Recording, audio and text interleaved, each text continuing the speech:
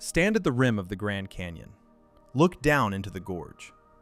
Now walk the Bright Angel Trail until the crowds thin and you can place your hand against the exposed wall of rock. Under your thumb is sandstone deposited around 540 million years ago.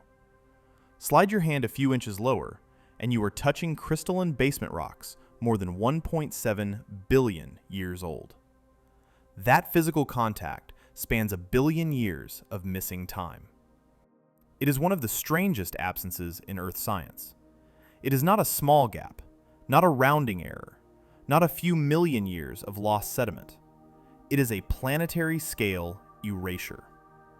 And it is everywhere. The same gap shows up in North America, in Canada's Shield, in parts of Scotland, in continental Africa, in Australia, and below sequences preserved on what is now the ocean floor. This phenomenon has a name: the Great Unconformity. Across large regions of the planet, rock layers representing hundreds of millions to more than a billion years are gone. They are either eroded away or were never deposited.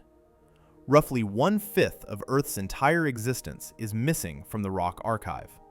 No pages, no fossils, no sediment. Just a sharp boundary separating ancient basement from the first richly fossiliferous strata of the Cambrian. A boundary that stark should not exist in a planet governed by slow, cumulative processes. Rock accumulates, sediment is deposited, oceans advance and retreat, continents rise and fall. But the record is usually layered, transitional, and messy. A billion-year jump is not messy. It is surgical. The question is simple: what stripped the continents clean? When explorer John Wesley Powell navigated the Grand Canyon in 1869, he identified the contact but did not understand its implications. The lower rocks are tilted, metamorphosed, and intruded by older igneous bodies. The upper layers are flat-lying sandstone packed with the earliest shelled organisms. There is no transitional zone, no progressive shift. One world ends, another begins. Powell could not see the global picture. Modern geochronology changed that. Once scientists began dating rocks with uranium-lead zircon methods, the same abrupt gap appeared again and again. Precambrian rock older than about 1.0 to 1.2 billion years overlain directly by Cambrian rock younger than about 540 million. The magnitude of erosion implied by that jump is staggering. In some locations, at least 2 vertical kilometers of crust were removed before the Cambrian seas flooded in. One hypothesis proposes a glacial mechanism: Snowball Earth. Between roughly 720 and 635 million years ago, Earth may have entered a runaway ice age. In that scenario, ice sheets extend from poles to equator, with ice thousands of meters thick over the continents. Moving ice is not passive. It is a mechanical agent capable of deep abrasion. Hard crystalline bedrock beneath kilometers of ice can be scraped and polished. Valley systems can be planed flat. Old mountains can be destroyed. If Snowball Earth existed in its extreme form, then large areas of continental crust could have been stripped of sediment down to resistant basement. That would generate a sharp erosional boundary, very much like the Great Unconformity. There is a biological temptation here. Immediately after the Cryogenian, the fossil record changes drastically. Around 540 million years ago, complex multicellular organisms appear with hard parts, eyes, shells, appendages, and energetic predation. This is the Cambrian Explosion. It marks a dramatic increase in ecological complexity. Some researchers suggested that global glaciation stripped nutrients from continents and dumped them into the oceans, increasing ion availability and stimulating evolutionary acceleration. In that interpretation, the same event that erased a billion years of rock indirectly set the stage for biological innovation. But a scientific narrative must survive quantification. If glaciers removed those vertical kilometers of crust, enormous volumes of sediment should exist. When you sand down a block of wood, you create sawdust. When you sand billion-year-old crust, you should get a massive sedimentary blanket. Where is it? Some sediment does exist from the end of the Cryogenian and the start of the Cambrian, but it is not enough to account for the magnitude of erosion implied by exposures like the Grand Canyon. The lack of sufficient sedimentary sawdust forces caution. The second problem is timing. Detailed thermochronology, dating minerals by tracking when they cooled as they rose toward the surface, shows that in many continental interior regions, the major cooling and unroofing happened before Snowball Earth. In several basins in North America, cooling ages cluster between about 1 billion and 720 million years. That means rock was exhumed and eroded long before the Cryogenian glaciations. Ice cannot remove rock that is already gone. This redirected attention toward tectonics. Before the Cryogenian, Earth hosted a supercontinent known as Rodinia. When continental plates collide to form a supercontinent, crust thickens, rises, and is exposed to weathering. High elevation accelerates erosion. Over tens of millions of years, rivers and chemical weathering can remove kilometers of crust. Later, when supercontinents break apart under extensional forces, the crust is faulted, lifted, and lowered unevenly. These structural rearrangements further accelerate erosion and strip sediments. Thermochronological data from places such as Pikes Peak in Colorado and other Precambrian terrains suggest rapid exhumation and erosion during the assembly and early breakup of Rodinia. This matches a window between approximately 1.0 and 0.75 billion years ago, not the Cryogenian. That suggests a difficult truth. The Great Unconformity may not be one synchronized global event.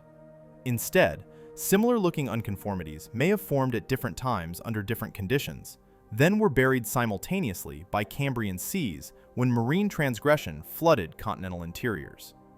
In that case, the apparent synchrony we see today is an illusion created by the age of the overlying rocks, rather than a single catastrophic removal. Snowball Earth still matters.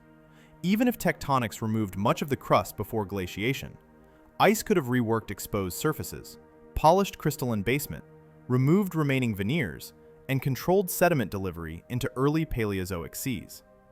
But the dominant driver would shift from ice to plate tectonics. Large-scale erosion would track continental assembly and rifting, not simply global freezing. This combined model, tectonic uplift and rifting, supplemented by glacial abrasion, currently explains the most data with the fewest assumptions. It accounts for region-by-region variation. It does not require every continent to experience identical erosion at identical times. It respects thermochronology, and it still allows cryogenian ice to reshape the pre-existing surfaces. Where does that leave biology? The Cambrian Explosion remains a geobiological singularity in the visible record. If erosion removes strata and fossils from the late Neoproterozoic, we may be observing a distorted evolutionary tempo. Gradual diversification could have occurred, but the evidence is absent because the substrate was destroyed. Alternatively, diversification may genuinely have accelerated due to environmental triggers, not only nutrients, but oxygenation events, ecological arms races, and developmental gene innovations. The unconformity prevents direct verification.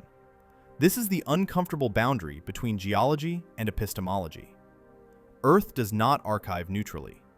Subduction transports sediment into the mantle. Metamorphism destroys minerals and isotopic systems. Uplift exposes old rocks to erosion. Sea level rise buries some surfaces, while sea level fall exposes others. A billion-year gap is not a passive hole. It is the product of an active thermal engine. We want geological history to behave like a movie reel, frame after frame preserved, allowing reconstruction. It behaves like a palimpsest, written, scraped, overwritten, burned, and recopied. The Great Unconformity demonstrates that Earth has a habit of erasing old chapters before writing new ones. Stand again at that boundary in the canyon. Above it lie trilobites, brachiopods, early predators, shallow marine communities. Below it lie crystalline rocks formed in a world with no animals.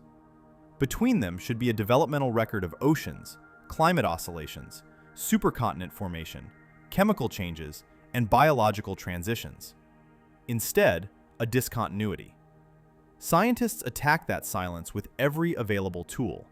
Uranium-lead zircon dating, UTH-He thermochronology, fission track analysis, neodymium isotopes, sediment provenance tracing, glacial geomorphology, tectonic reconstructions, and basin modeling.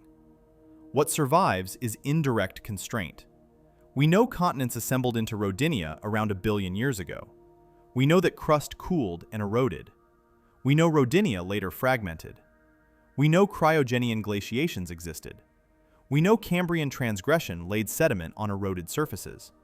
We know fossil complexity expanded shortly afterward. What we do not know is correlation versus causation. Did tectonic uplift drive weathering that fed oceans and accelerated oxygenation?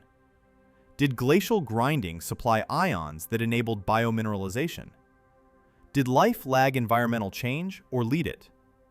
How many potential evolutionary experiments vanished with the rocks? The Great Unconformity turns those questions into limits. This is not a failure of science. It is a constraint imposed by physics and time. Given enough cycles of plate tectonics, continental collision, uplift, rifting, glaciation, and subduction, the planet deletes evidence. It cannot do otherwise. There is no mechanism guaranteeing a continuous archive.